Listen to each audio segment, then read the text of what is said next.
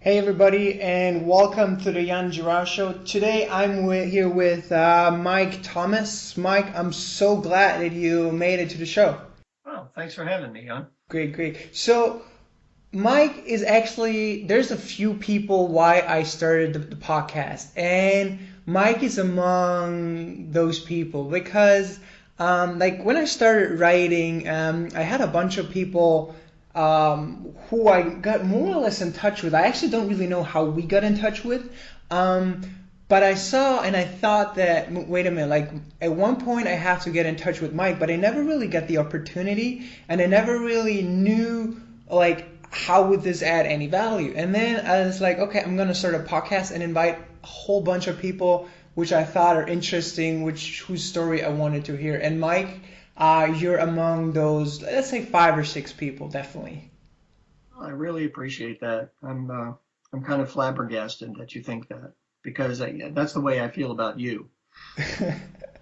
So it's not a one-sided thing though, so that's great already. So maybe like a small background information about Mike, what Mike is doing. So Mike has a blog called The Daily Boss, and Mike, I have to admit, I'm really bad at reading other people's blogs, but before, like, to prepare myself for the show, I have to say I went through your blog, and I think it's a brilliant blog. I occasionally read it before, but now I went through 20 or 30 of your posts, and there's like one question that pops into my head right away, that I want to ask you. That I want to ask you is like, why do you think you're not already as popular as Seth Godin?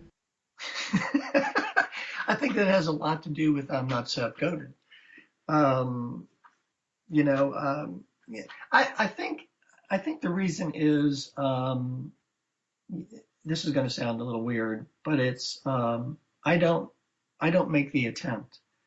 I started the blog about, oh man, I guess almost 5 years ago, and I did it just because I felt it was just something that I wanted to do. I thought it would help me be a better writer. It would help me be disciplined. I try to make it at least 6 days a week, and that's extremely difficult.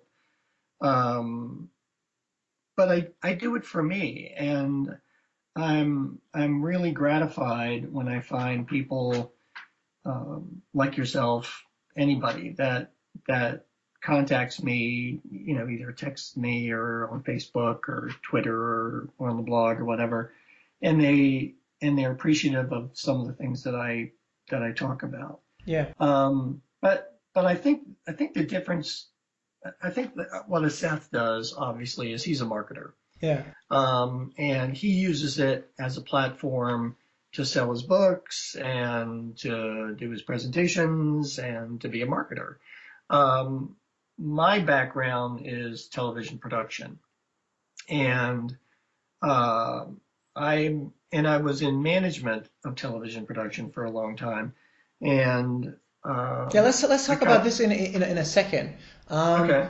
So because I think, like, I'm not gonna say it again, but actually I'm gonna say it again. I think it's just a really brilliant post, and like the what really fascinates me is how short you keep your posts, and I can also tell that you're. I mean, maybe it sounds weird for for the audience, but I really think, and I can really say see that you're not really trying to. You're not really trying to, like, for example, like me. I even have an automated Twitter feed which sends out an automated Twitter tweet every hour, and I'm trying hard. Whereas you, I can tell you're not really trying. So it's interesting that that this really is the case, that you're not really trying to be as popular as let's say as a Seth Godin. Well, I think the difference is, and I really go back and forth with this quite a bit. Is it's not my I'm not trying necessarily to make it a source of income. I'm not trying to make it solely my business. And some days I wake up and I go, I should really try to make this a business. And, but but frankly, again, I'm a freelance producer, Yeah. and I make the little money that I make producing videos for people, usually nonprofits. But, a lot of people, I've done it for Turner. If you've read my bio on LinkedIn, I won't bore you with it, but, I've No, no, started no, a don't couple. worry. We're gonna bore the audience, like the hell out of the audience with that stuff in a second. I've started a couple of production companies. Yeah. Um, One went okay, one didn't. And that's kind of my bread and butter. And as much as I try to position myself as either a leadership person or a life person, you know, I, I'm known as a television producer. And when people reach out to me and they say, "Hey, I want to do this story about this," look, they're going to write a check. Yeah, that's true. So that's what I'm going to do. So, but I can't. I feel bad when I see like this. But it's not wasted. But like let's agree on one. No, let's not agree. But here's one thing. Why don't you take all the posts you ever written, make an ebook, put all of it, copy paste it into an ebook, sell it for 99 cents, put it on Amazon, and see what happens. Hey, Deal? let's talk about that because that's one of the things that I like about you, Jan. And I've bought, frankly, I can't remember if I bought two of your books or three of your books. But it started, I think that whether we met this way or not, I can't really remember, but I bought your first book, the Bootstrapper's Guide. Okay. And what I really liked about that is it was a practical guide. There were things in there that said, oh, to do this, go here, do this. Yeah. It was like, don't spend your money on Facebook this way, do this. It's either free or it's way cheaper. You referenced Buffer, and it's things like that I really liked. It's like, go here, do this. This will get But traffic. wait a minute, do you use any of the things you read about? Because if you say no, then it was useless. Oh, actually, and this has nothing to do with you. It has everything to do with me. I still use Buffer. I haven't done it yet today, because I don't have it as automated as you have yours. But I go there. It's kind of part of my ritual every day, and this gets back to why I write the blog. That's my ritual. I get up early, feed the cats, walk the dogs, blah blah blah. And I don't have an automated blog. My blog is fresh pretty much 6 days a week.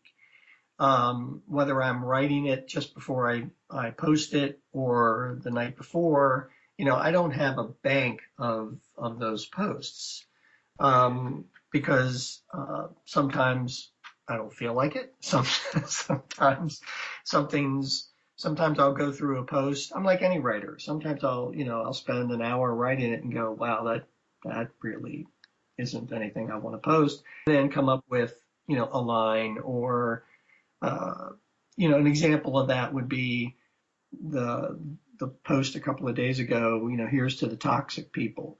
That came from things go in cycles, and right now the cycle on LinkedIn and other business thing is like what to do about the toxic employee, what to do about this, and I'm a toxic employee.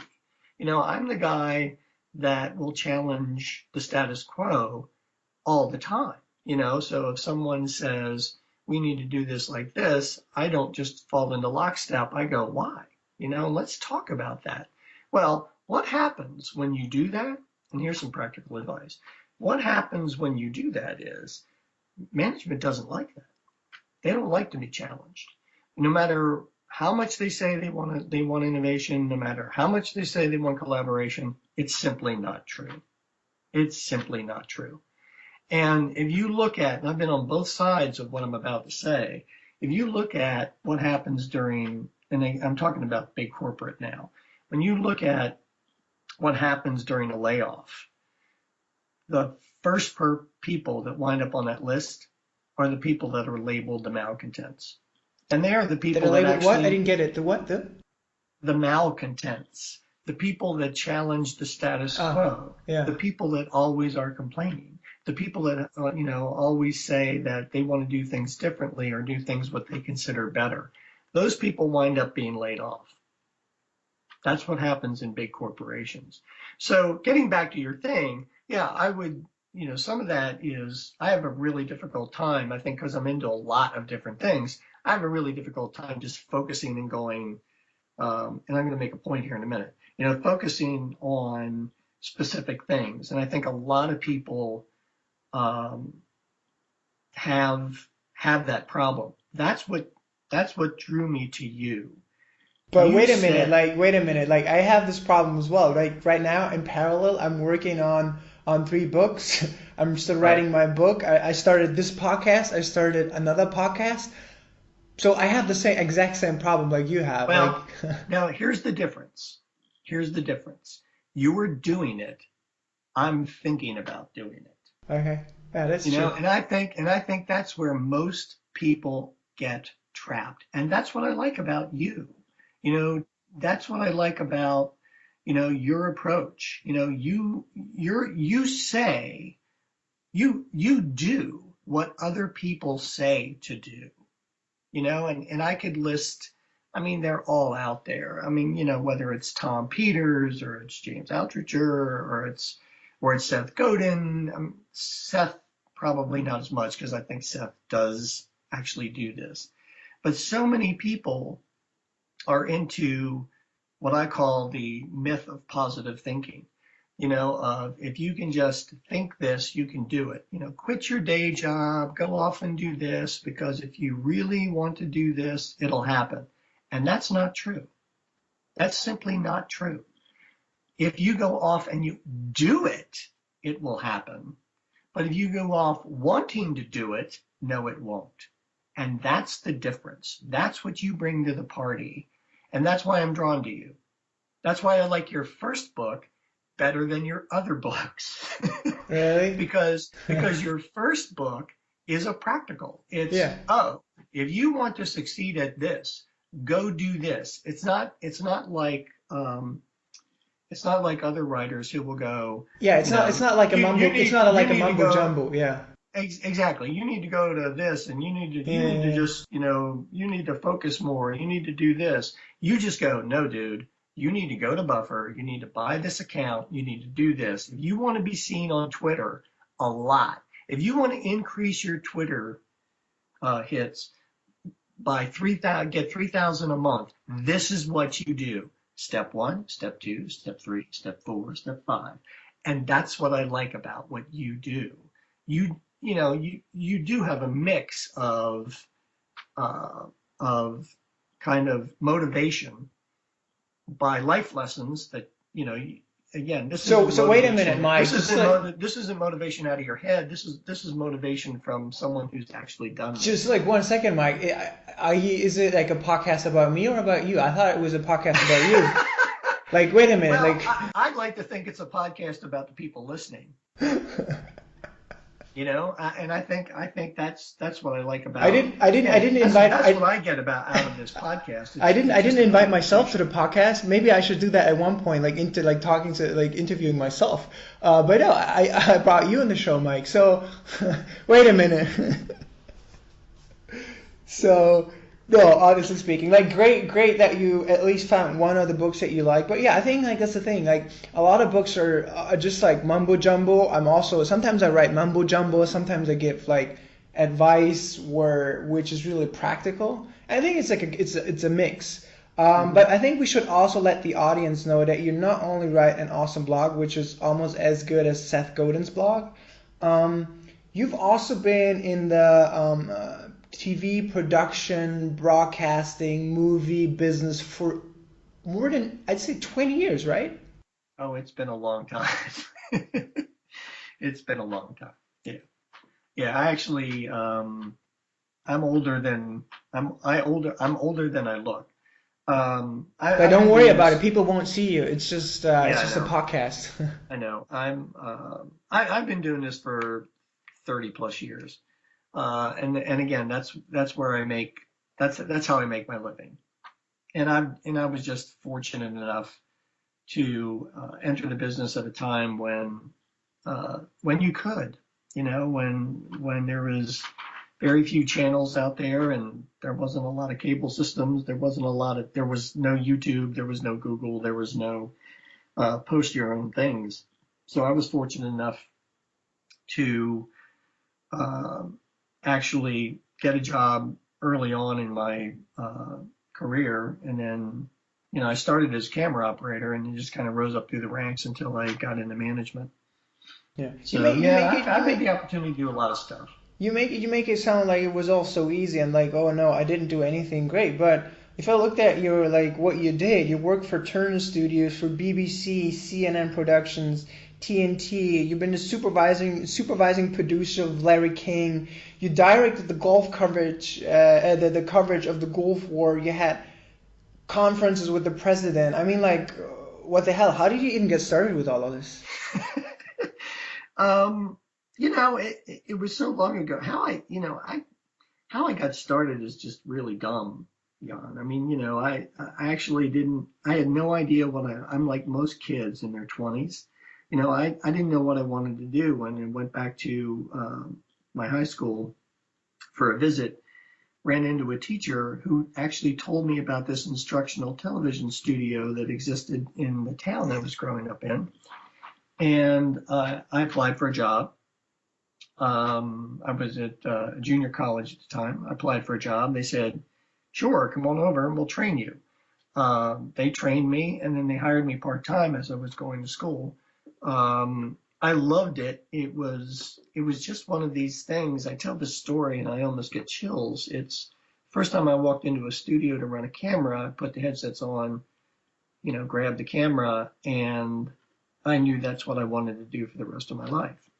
Wow. I had found my calling, and I think most people that never happens How, for how, most how people. old were you back then?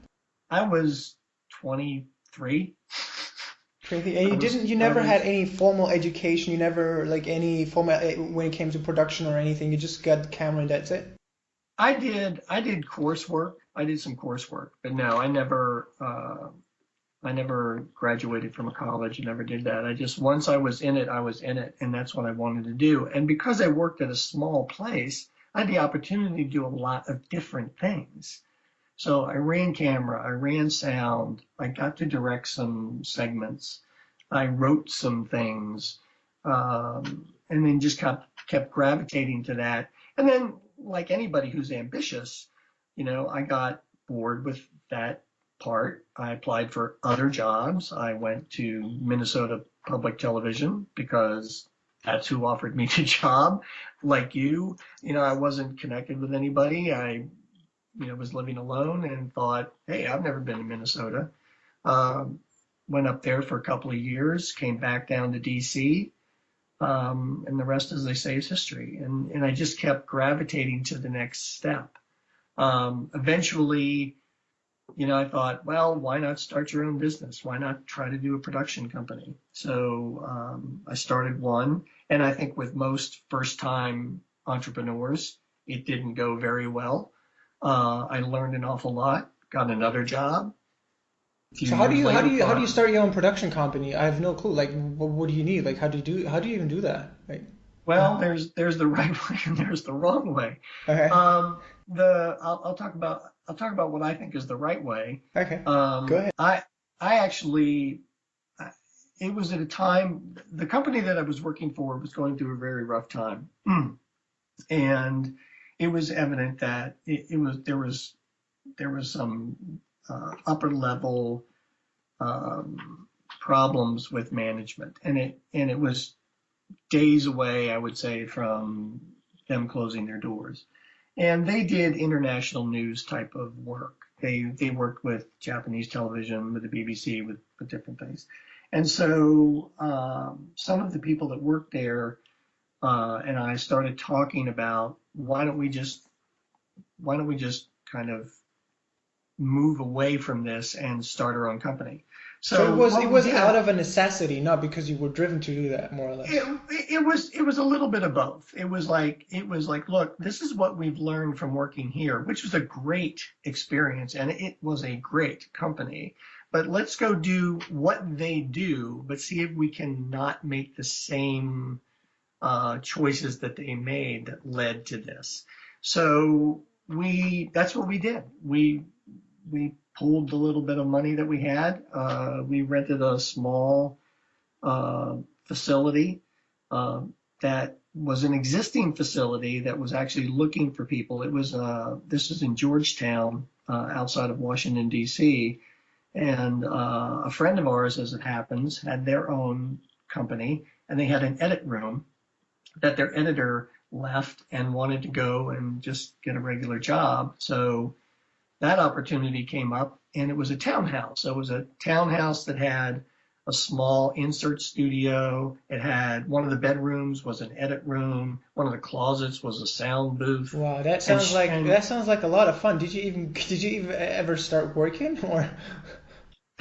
Well, it was fun, but it's I guess what it turned out to be was, they say that if you find something you love, it's not work. And I think that's what it was. Looking back on it, you go, man, I can't believe that, one, I left a really good job to go do this. Two, that it worked out. That because what happened also, because of the people that started that company, we had really good relationships with some of our clients. And again, it was almost literally next door to the company that we had left. So it was an easy transition for them to make. Now, there were some people that didn't come. There were some people that, decided to stay with the other company. But we walked into a ready-made situation. And that was, I guess, I don't know, you could call it either, a grand design or blind luck. But we walked into a pre-existing facility at a rent that was something we could actually do. We had ready-made clients who were willing to come with us because they liked the quality of our work. So why did it not work out in the end? I'm sorry? So why did it not work out in the end? Or it didn't work out, and this is just one of these things that I'm trying to think of how to say this without it sounding too much like complaining. Yeah, you can complain like as much as you want. You have to be very careful when you start a business with partners. You have to make sure that what you think they are like and what you think they want are in line with what you want. Mm-hmm. And again, I think the mistake I made, and I think a lot of entrepreneurs make this mistake. They see a vision.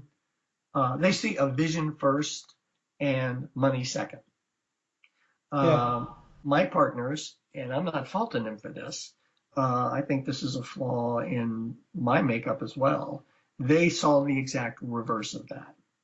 They saw that, no, you have to make money first, and if that means not doing things the way you want to do them, that's okay, because we want to make money. So what do you think is like the better way or the best way? I'm not sure there is a best way. Yeah, I really don't. I mean, I think that I think what the gobbledygook books, say is, do it yourself, be your own leader, go off and do this. And I think that I think people actually make that mistake. I think they go off and they think that if I do it my way, if I do it perfectly, if I make people happy, if I have a collaborative operation, then we're going to get rich beyond our belief, and that's simply not true. You better have a really good product or service. Gaping Void, Hugh McLeod has a cartoon that says, "Don't be the best, be the only," and that's what you have to be. I mean, you have to be the best of the best. Have you read Peter Teals' book 0 to 1? No, I haven't. Because that's also what he says, like not be the best, but be the only. Yeah, that's something that he also says, like build a monopoly, and then which sort of boils down to the same thing that you were saying, no? But what's interesting about that is, and again, I haven't read the book, so it's, I'm not going to sit here and, throw stones at it, but it's easy to say, it's extremely difficult to do. And what are the steps? And I still don't know what the steps are to becoming that. I think it takes um, an amazing amount of work and struggle to pick up the phone and make cold calls, to have heart-to-heart conversations with a client, to convince a client that's working for another company to come work for yours. Yeah. That's hard Or stuff. publish that blog post or automate your Twitter account with Buffer. Absolutely, absolutely, and and again, this isn't to your point. This isn't an interview with Jan. You do that, and I don't. It's what happens with me, and I think with a lot of people is their mind works so quickly, and they want to do this, and they want to do that, and they want to do that. They get paralyzed not to do anything. Um, I'm very lucky because I do have clients call me and say, "Hey, I want to do a video." Once that happens, I don't have any choice but to do it. But I don't think it's a bad thing. I think that once they say, let me walk you through what happened last time. I had a hospital call me and said, you've done some videos for us before. We want to redo, this video. Can you write a proposal up? I wrote a proposal up. I'm pretty good at that. Wrote a proposal up, sent it to him the next day. The proposal included, a price. They said, great. Part of me went, great, here comes money. The other part of me went, damn, this is going to take a lot of work to do this. And then there we are. We've gone down the road. And now, just yesterday, it took me all day and I wrote a treatment, which is a synopsis of what the video will look like, and just sent that to them. We're going to meet today about changes to that treatment. And then starting next week, we're going to start producing it, and it'll keep me busy for the next 6 weeks. Yeah, but then you make it sound as if you're lazy, but I don't think so, because like at the end of the day, you've been 20 years in the business. Like people don't just randomly call up people, hey, can you produce my video, whatever kind of thing. So you must be doing some really, really, really good work. So I don't think that you have to even think about automating your Twitter feed with Buffer, because that's not what you're good at. What you're good at is what people like pick up the phone for and call you up. And I think that's something you worked on really hard. And all the other stuff is just noise, as I like to say. Like everything that I'm saying is noise, whereas you're just focused on what you're good at, and that's shooting videos. Because otherwise they wouldn't pick up the phone and call you, because there's like millions of other people they could call, no? Yeah, that's true. That's true enough. The issue becomes when you want to do more. But you don't have You to, know, right? At one point it's like, okay, it's good, it's enough. I don't have to do more, more, more, and more and more, right? At one point you gotta have enough, no? I guess. Well, again, you don't want this to be about you, but you can kind of turn that the other way. And it's what drives you. Why do you write books? Why do you blog? Why do you podcast? Why do you do these things? Are you searching? And again, this is for your audience that's listening to this. Are they searching for something? You do a lot of things because you're searching for the one thing, and when you find it, you'll take off with it. Or are you just someone who goes, man, I'm very curious about a lot of different things, and I want to do a lot of different things. I guess it's all of it. Like it's just there's so many things out there. There's so many opportunities. With so little time, and I don't know. Like for myself, I just do it. But I'll never be am as good as, for example, you, and people will call me up and say like, "Oh, Young, can you write this book for me, or can you do X, Y, Z?" Because like I'll only reach the stage of I'll always be an amateur. I will never be an expert, and no one will ever call me up and pick up the phone and say like, "Oh, wait a minute, there's like Jan, I know he does brilliant work," because they will never do brilliant work. I will always just do okay work. With everything I do will only be okay. But nothing will be like top notch. I think that's I maybe. Well, here's the thing, and I think this is true of me, and I think this is true of you. Um, we're not the people to say that. I think people that we consider top of the game, whether that's Steve Jobs seems to be the holy grail name. I'm sure I know that he faced a ton of insecurities. I read not only am I a quote expert in production, I read a lot about the people that are considered the top of their class. Whether it's Steven Spielberg or it's Martin Scorsese or people like that. And if you read about their early work, they were all to a person what you just said.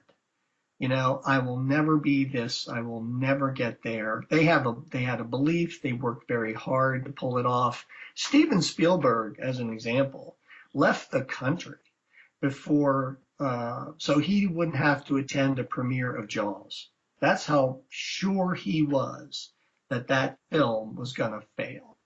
You know, um, and and there's story after story of those people. And my point here, and this is, I think this happens to anybody who is doing whatever they're trying to do, is there are days you wake up and you think that you're never going to get there, or you're never going to be good enough, or you're never going to be that expert.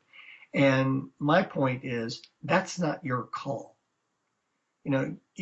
It's if people are calling you to do work for them, they made that decision. You didn't. I know plenty of people who think they are God's gift to editing, camera, production management, and they're not. That's it, or I won't call them. It's a matter of opinion, and I think good people are racked with insecurity. I think that's the price of doing business. Hmm. Interesting perspective. Also, the stuff that you just said, you still have to wait for the phone call. Yeah, that's also true. But on the other hand, isn't like that's also something that I ask myself at one sometimes. Like I guess I even wrote a blog post about it. What do you think? Would you say you're more free if someone relies on you, or you're more free, or you have more freedom when nobody relies on you? Because at the end of the day, if nobody relies on you, nobody needs you. No one will be able to. No one will pay your bills. Like, what is more freedom according to you?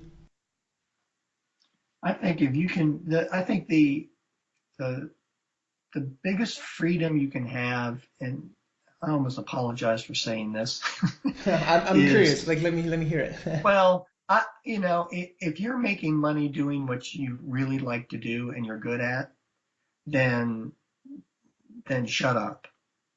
Just shut up and enjoy it. So that's You what can you're get doing right now, right? Yeah, and believe me, that advice, I'm talking to myself here.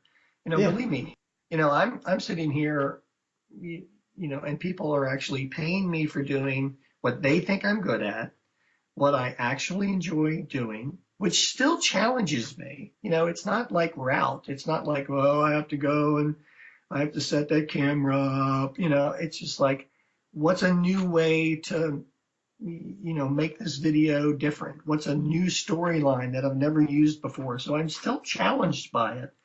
And I forget that there are people who will kill me to be in my shoes. There are people that are posting videos on YouTube and Vimeo for nothing in the hopes that someone will notice their work. I'm fortunate because somebody's paying me for doing what I like to do and what I'm good at doing, or at least they think I'm good at doing. So how do you So get? I think that's it. That and and the other thing is, and this gets back to the Daily Boss, and thank you for pushing me in this direction. Um, No, maybe I'm pushing you in the wrong direction. You never know. no, I think that uh, we don't know. We don't know, but that's what the couple of things that drive me about the Daily Boss is, I do enjoy writing it. I'm kind of compelled to write it. I think some of the things that I write, and it comes from my background, frankly, and it comes from my experience.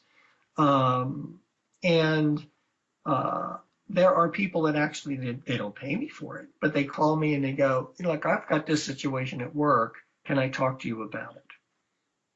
And some of it's just ego, Jan. I mean, some of it's like, well, let me give you the example. I had a friend of mine who called me who just got promoted to a manager position and called me up and said, hey, listen, I hate what I'm doing now. I loved doing, the day-to-day stuff. I love getting my hands dirty. And now I'm up a notch and I have less time to do that.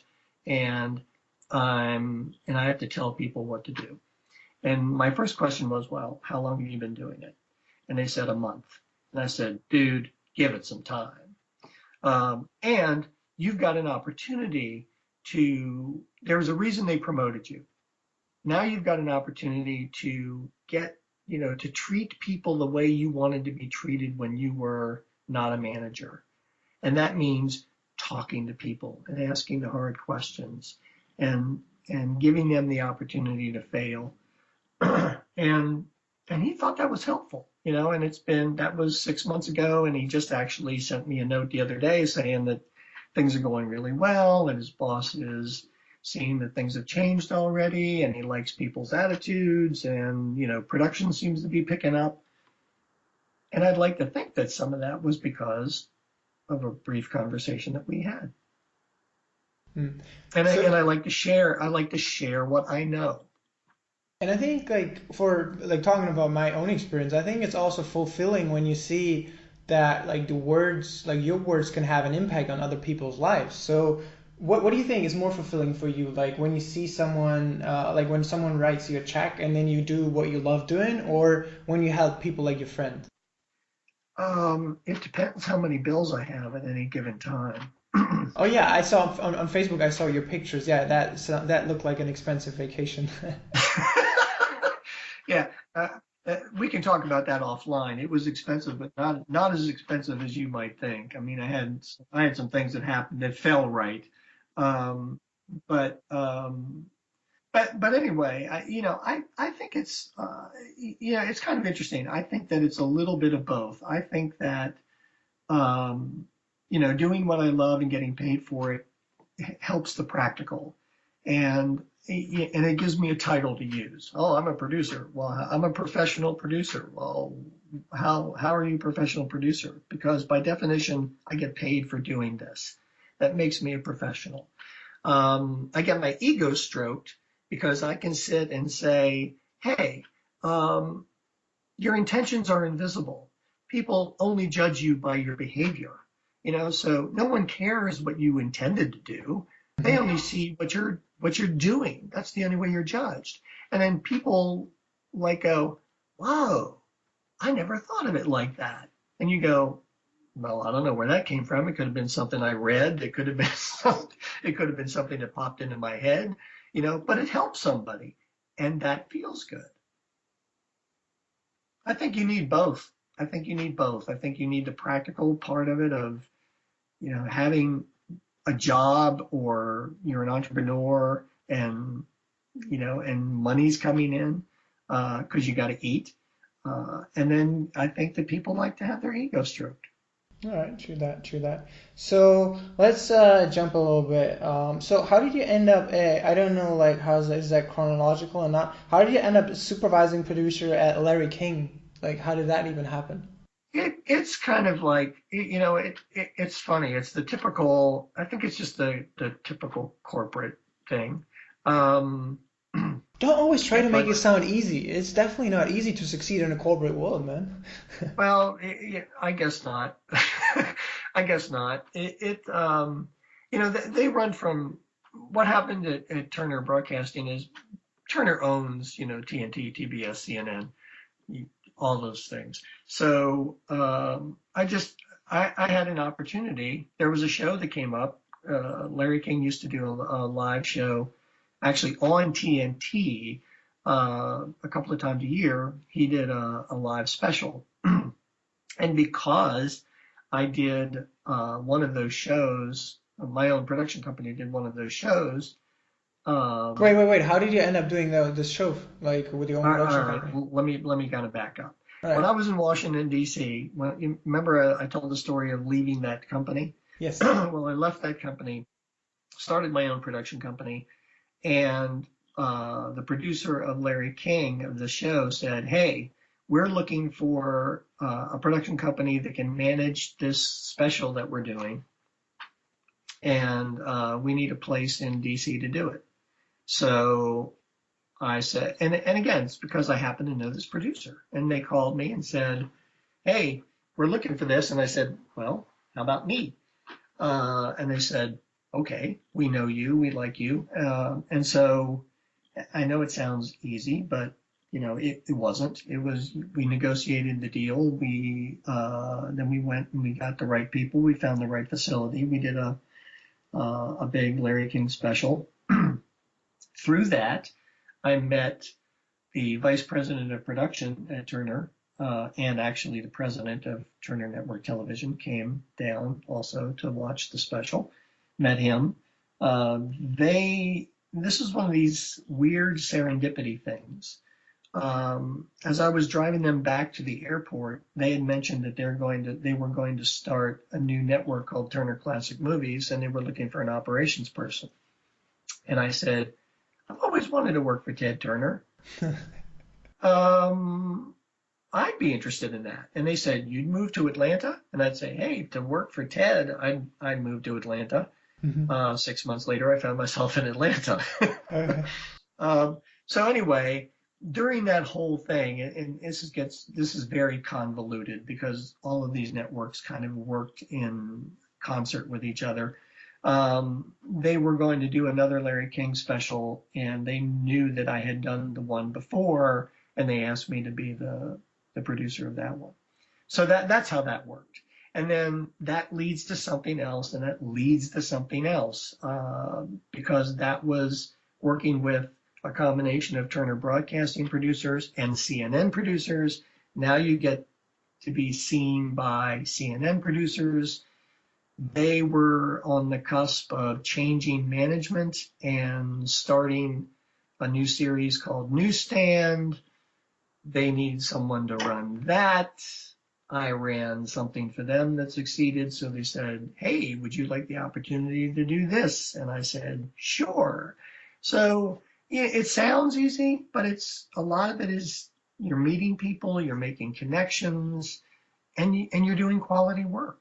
You're doing quality work. So what would you say? Like, what do you think? Like, how would your life look like if you hadn't started like your own show or like your own company for a bit? Do you think you'd be where you are right now, or how would Mike Tom or how would your life look like today if you didn't go that step with your buddies and started a company? I have no idea. Maybe, I really maybe have you no would idea. be, maybe Seth Godin wouldn't exist, and you and everybody would be talking about Mike Thomas, and I would be having Seth Godin on the show and asking him why he's not as popular as Mike Thomas. you know, and again, it may be, maybe, but it's. Not very likely. I think you have to be driven to it, Yeah. and I think that I'm just not there yet. I'm just not there yet. I don't know if it's because I'm just fooling myself or it's like, if you really want to be this person, this is what it requires. No, Mike, don't And get then, me wrong. You're doing something that you love, and that's the essence of it all. So how did you? Because luckily, before I mean, we talked about this before for a second. I read Hi, I'm Ted Turner, or the biography of Ted Turner, and you were also involved and you directed the coverage of the Gulf War, which was because I know because I read the book about Ted Turner. Hmm. That was kind of a big deal back then, the live coverage of a freaking war on television. Like, how was that like? Yeah. And I didn't do, I did that out of Washington, D.C. That was, oh man, I was living outside of Washington, D.C. at the time. I was working for this company who had the contract to do a lot of the satellite coverage. And again, this is the company that kind of broke up, but they did international news. One of their clients was BBC, one of their clients was CNN. And I was the production manager there and did a little bit of associating producer with some of the shows. So I was actually driving home. We had done a big project the day before the first Gulf War broke out. I was getting home at about 2 o'clock in the morning, pulled into my driveway, and my phone rings. Pick it up, and it's my boss. And he says, "Hey, listen, Iraq just invaded, wherever, Saudi Arabia. Looks like there's a war breaking out. I need you back here. Get some sleep. Get back here at 8:30 tomorrow morning." So that's basically how that happened. I mean, I happened to be in the middle of a news cycle when that happened. The BBC, as it happened, moved to, they had a Washington bureau anyway, they still do, but they decided to run their operation out of Washington instead of out of London because they wanted to cover it from the Washington perspective. BBC was one of our clients, and I found myself in the BBC control room directing the BBC coverage of what was going on at the war. And the days that I wasn't working for the BBC, I was in a control room working for CNN, managing their satellite operations. So again, I was in the right place at the right time. That's what happened, and they were one of my clients, and that's how that happened. Mm. No. It sounds so easy, Mike. Your life sounds so easy. Like, no. I You think, make it sound easy. it's hard. I think, how do you write a blog every day? How does a writer get up every day and write? How did Margaret Mitchell write Gone with the Wind? I mean, how did, and if you ask a writer, it's like, I just sit down and I work real hard at it and I struggle with the right words, and then I send it to 47,000 publishers and they all reject it. And finally somebody actually says, "Hey, this is pretty good." And again, it sounds easy. And I'll go back and reiterate what I said. I've been reading a lot about the beginnings of a lot of careers in the film business and the television business. And to a person, they were all the same. Like, what I'm doing is crap. I believe in it. I think I can do this, but I just hope other people will. And they send it out, and and and enough people like it, and all of a sudden you're labeled as somebody that knows what they're doing. And believe me, there are days I scratch my head and go, "Really? You like that? Oh, okay, okay. You should see what I can really do." Yeah. So it sounds easy, but it's just hard. Yesterday is a good example, Jan. I mean, I wrote a treatment. I can sit here and say, "Well, I sat down and I wrote a treatment." It took me 7 hours to write the treatment, and I mean, it was To 7 write a what? hours. A treatment? A treatment, which is a synopsis or a summary of a video that you're going to do for a client. So Okay. it says the opening's going to look like this, the middle part's going to look like this. We're going to talk to this many people. It's going to be this long. It'll be completed by this time. So it's a combination of a creative outline and a practical production schedule of what you're trying to accomplish. And then you have to figure out how to convey in words what's in your head visually. And it sounds, like, "Well, what did you do today?" "I wrote a treatment." And you would go, because you've probably never written a treatment, would go, "Oh, you make it sound so easy." Well, it's 7 hours of that sentence needs to go there. And what I have in Act 2 really needs to be in Act 1. And they're not going to understand what I mean by that. And then 7 hours later, you go, wow, Wow, now I haven't eaten. I have three sentences. Right, I haven't eaten lunch. I've got to go do this. Let me polish this up as best as I can. I told them they're going to get it by mid-afternoon. It's now 4:30. I'm going to send it.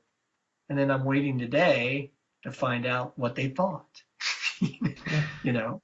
So it sounds easy, but it's like everything else. It's really hard work. It's really hard work. I mean, you write a blog. You write a blog every day. It's really hard. I don't write every day, you do. Okay. Yeah, but my stuff's short.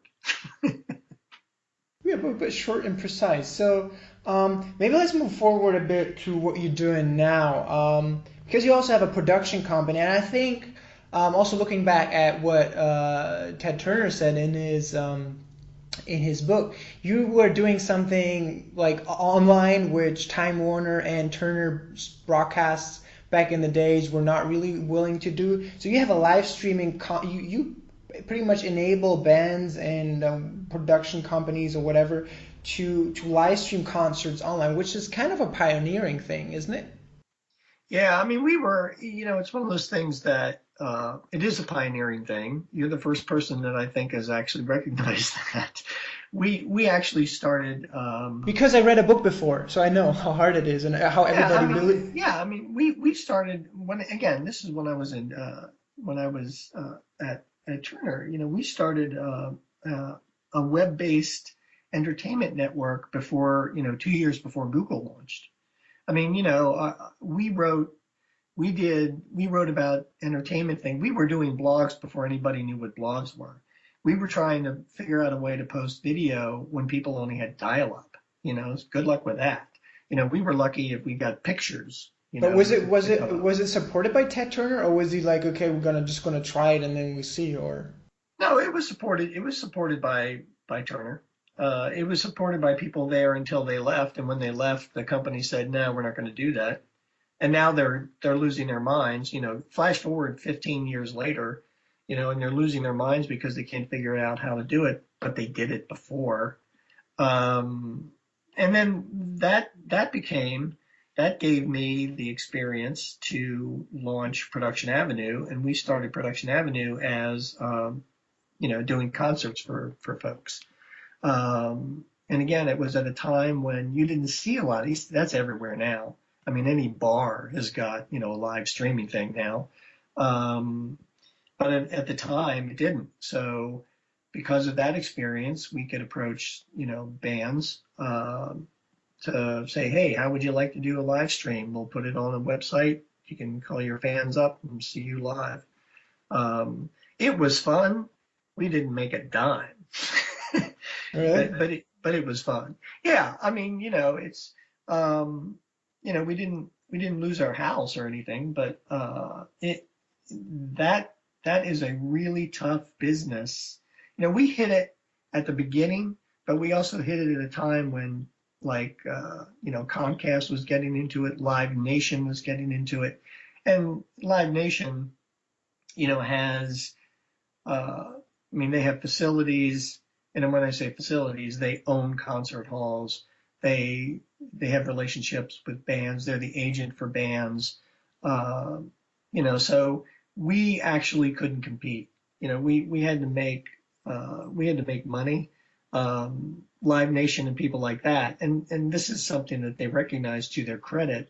They used it as a marketing thing, so their bands could get well known, and they make their money from their bands making music. So you're not doing that any longer, or? No, not so much. I mean, occasionally we'll do something for maybe a friend of ours will do something small, but we are actually, it's one of those things I haven't done yet, which is revamp that website. But we're not doing the live concert things. There's just no money in it. It's just a practical call it's a business decision. We make more money doing videos for nonprofits. We make more money doing videos for internal communications for, big companies. Everybody wants a video, everybody wants it well done, and they're willing to pay for it. So how was it working with Chris Brown? Because that's the only artist I knew from your website. Oh, and Dave Matthews Band. That was the Dave Matthews stuff was pretty amazing stuff. Again, Uh, that was one of those being approached because that was done for in Atlanta. There's a big park in the middle of their city called Piedmont Park, and they wanted to do a fundraiser for the Piedmont Conservancy, which is a big environmental group. And they approached the Dave Matthews Band, and they said, "Hey, would you do a concert here for a cut rate?" Um, and it would raise money for Piedmont. And Dave, because he's Dave Matthews, said, "Yeah, that sounds like a great cause." And part of the deal with that was, "Hey, we'll even shoot a video for you, and then you can, make money, you know, selling or giving away the video or marketing the video." Or they didn't give it away; they sold it. hmm. So that's why we did it. And so, we did it for way little money. I mean, if I told you how much that cost to do, you'd fall off your chair. It sounds like a lot of money, but it was very cheap. And we rented a truck and we did a DVD for the Dave Matthews Band, and it was a hoot. it was a lot of fun. Okay. So what I think, maybe that's like the last question. Um, So where do you see? I'm not really trying to push any writing or daily boss thing. So where do you see the future of video? Because you're already saying like this live streaming stuff. There was no money in it. Now you have a lot of people like apps like Meerkat, Periscope, and like the way how I see it is it drifts a lot more to this like video, the entire production industry, or maybe I'm completely wrong, shifts a lot more to this a lot more personalized thing. Of course, it started with YouTube, but now you have live broadcasting with your app. So where do you see the future of the stuff that you're doing right now? Where is it heading to? Um, I think that there's a couple of different things. I think that, I think the people that are savvy about using video are going to try to figure out a way uh, to use it um, live at a, just post it and get the word out. I don't think that's going to change a lot. I think that the the new these new apps that Apple's rolling out that are blocking ads, I think that is going to cause an awful lot of angst out there. And I think that the business future is going to be, you know, for example, you're going to have ad blockers making money by approaching companies to pay them a fee not to block their ads. Hmm. That type of thing. I But I think, mean, like, no, more from the video and the production scene or thing industry talking. I think it's just telling a great story really well. I mean, But do you still need to hire someone to be able to tell a great story with all the apps that you have already out there, like Periscope and Meerkat? Do you still need no, someone and, else? I tell you what's interesting, and this is something that I was a big proponent of, and I still am. I think, and again, big companies tend to think that they have to make a huge investment in new technology, whether that's cameras or editing or whatever it is. I've always felt that, look, I can take my iPhone. If I can figure out a way to tell a very compelling story, I can take a video shot with an app, an iPhone, a $1.95 camera, and if the story is compelling enough, then people will watch it, and it'll it'll go out there. The trick is, how do you make money doing that? And I don't have the answer to that. I don't have the answer to that. But I think where you're going is absolutely right. I think that you're watching video being placed in the hands of the people that are creating it. And anybody is a content creator. Anybody can be a content creator. And I think that's the future of it. The problem with it is if everybody's a creator, where are the consumers? Yeah. You know, it's like everybody is creating something. Everybody is a producer. Where are the consumers? Where are the people that are willing to, write the check, get the subscription, buy the book? Where are those people? And I think that's my worry for the future. If everybody is producer, somebody's got to be left to buy this stuff. That's true, man. That's probably the best statement you could do to close a show like this one, and it's something that I experienced myself. Like everybody's creating, I'm creating. There's millions and millions of books out there. At the end of the day, no one will buy because everybody's busy creating. Right. Mike, again, thanks so much for coming on the show. Is there anything you want the listeners to check out? No. I should probably be plugging the Daily Boss or something, but no. Yeah, we mentioned it 10 times already, so, and I'm gonna put the link below the post anyway. So I think that it's just just keep on keeping on. Just be a consumer. Every once in a while, get your head out. Pop your head up, look around, and you can help somebody else. I mean, say, hey, that was really cool. Comment on it. yeah, Go to Kickstarter every once in a while and go, yeah, I'll give that guy $5. That's worth a shot. That's pretty cool. do that. Do Yeah, that. Be a consumer. I once should be a week. more. Yeah, I should be more like a consumer. Yeah, I'm only a producer. You're totally right.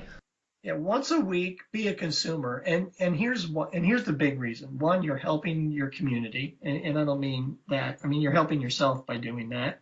That's one. And two, you're opening yourself up to a different perspective. And that's going to help your own perspective. So that would be my closing statement. Once a week, be a consumer. Awesome. I'll consume your blog at least from now on once a week. Thank you. And now I'll go and watch Everest, the movie. Have you seen it already? Yeah, I have. It's great. Is it a good movie? Yeah. Awesome. Yeah. I'll go and watch that. Mike, I wish you a great, wait a minute, rest of the day that you just started. Yeah, well, thank you. Thanks for taking the time, and have a great evening. You too. I thank you, sir. Mike, have a good one. And talk to you soon. All right, take care. Bye-bye.